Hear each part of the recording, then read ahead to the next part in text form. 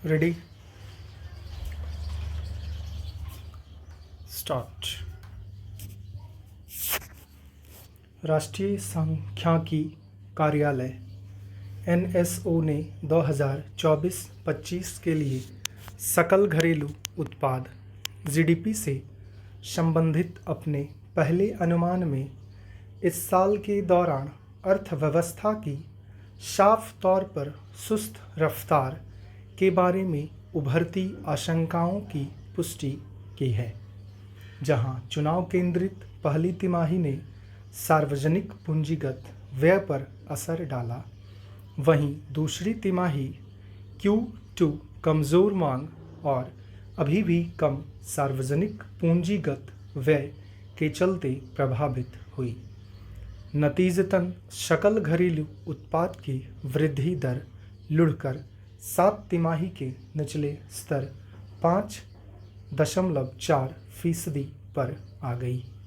भारत द्वारा चौथे साल 7% से ज़्यादा की वृद्धि दर्ज करने का अनुमान लगाने वाले केंद्र और भारतीय रिजर्व बैंक RBI ने अपनी उम्मीदों को घटाकर क्रमशः लगभग 6.5% और 6.6% तक सीमित कर दिया।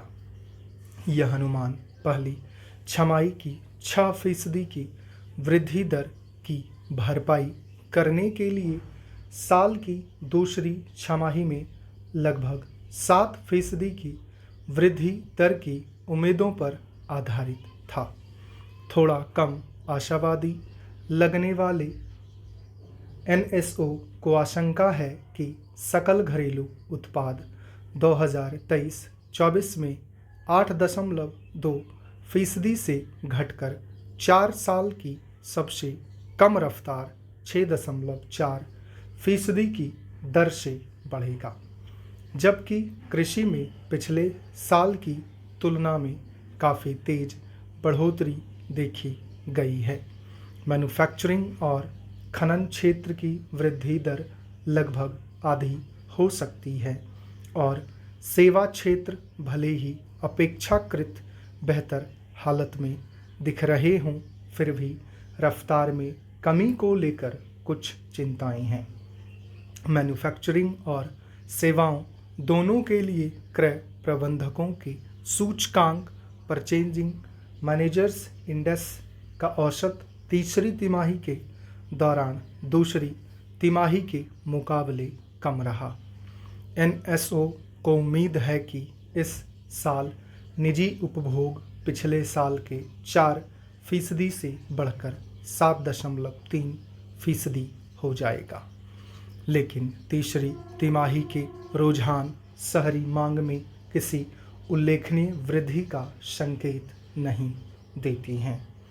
लिहाजा अक्टूबर के बाद से मुद्रास्फीति में थोड़ी नरमी आने के बावजूद यह अनुमान थोड़ा आशावादी हो सकता है। वित्त मंत्रालय ने मांग में मंदी को मौद्रिक नीति संबंधी रुख और केंद्रीय बैंक द्वारा व्यापक विवेकपूर्ण उपायों के संयोजन से जोड़ने की कोशिश की है। घरेलू मांग में कमी के लिए धीमी वेतन वृद्धि को भी जिम्मेदार ठहराया गया है।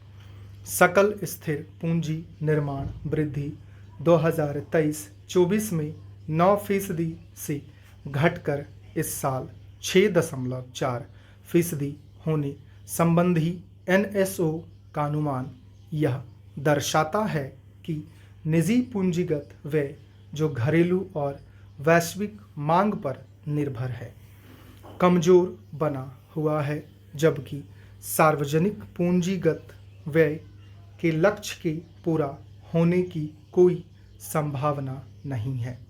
बेशक एनएसओ के ये शुरुआती अनुमान ज़्यादातर केंद्रीय बजट निर्माण को सूचित करने के लिहाज से तैयार किए गए हैं और बाद में इसमें कुछ उन्नयन हो सकते हैं, लेकिन अधिकांश अर्थशास्त्री फिलहाल हालात में महत्वपूर्ण नकारात्मक जोखिम देख रहे हैं।